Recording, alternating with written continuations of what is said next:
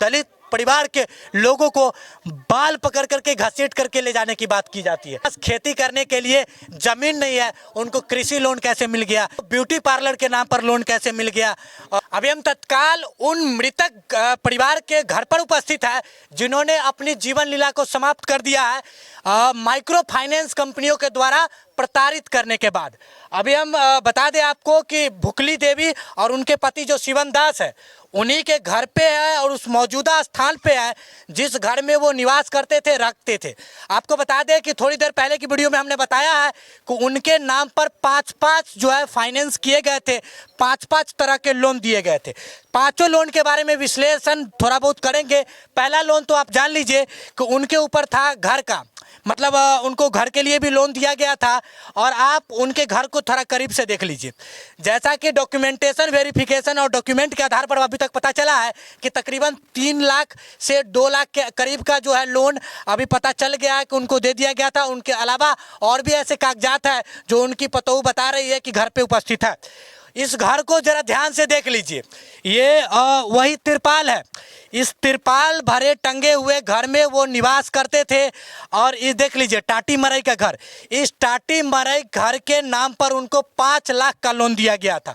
घर के नाम पर भी लोन दिया गया था, माल मवेशी के भी नाम पर लोन दिया गया था, ब्यूटी पार्लर के भी नाम पर लोन दिया गया था। देख लीजिए उनके घर पर खड़े हैं।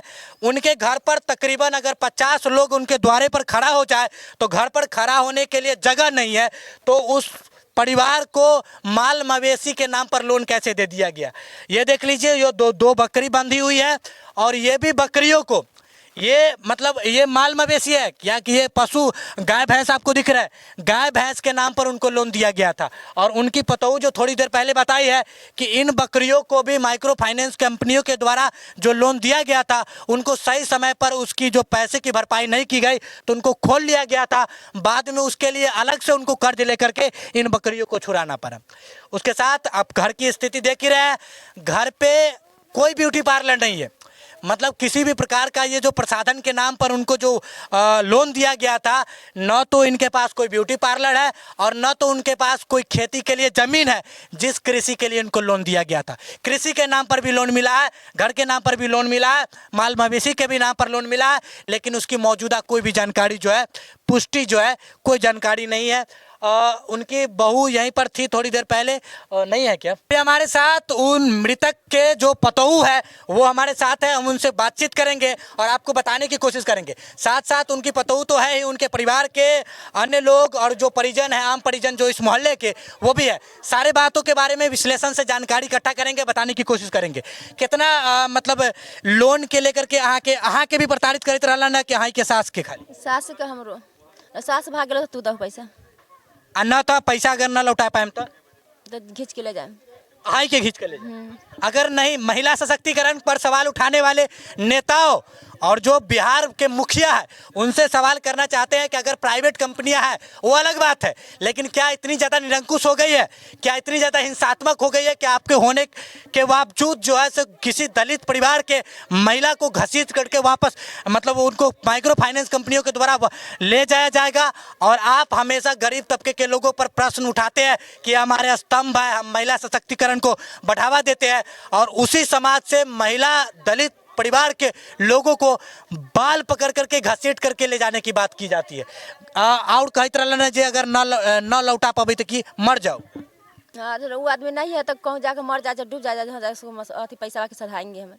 भैंसी के नाम पर लोन डालक रहा, भैंसी है, भैंसी रहती ना बेच रहती ना, लोन के चुकता करे के लिए भैंसी बेच दे। ब्यूटियो पार्लर के नाम पर पता नहीं उसे न रहा, ब्यूटी पार्लर तो ना है, आके जानकारी ना, लोन उठ गए। अच्छा चलो, ब्यूटी पार्लर के नाम पर तो उठले खेत है, कितना है? खेत उतना है, खेत नहीं तो कृषि के नाम पर किसे लोन दे दे।